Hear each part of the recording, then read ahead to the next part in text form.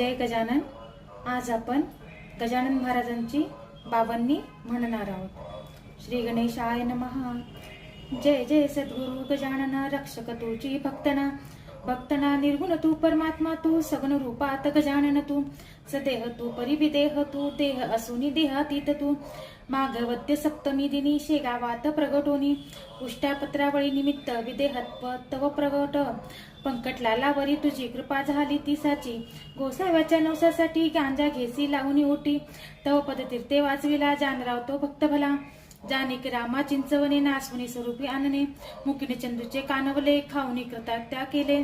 विहिरी माझी जलविहीना केले देवा जलभरणा. मधमाशांचे डंक तुआ सहनसुखे केले देवा. त्यांचे काटे योगविले काढून सहजी दाखविले.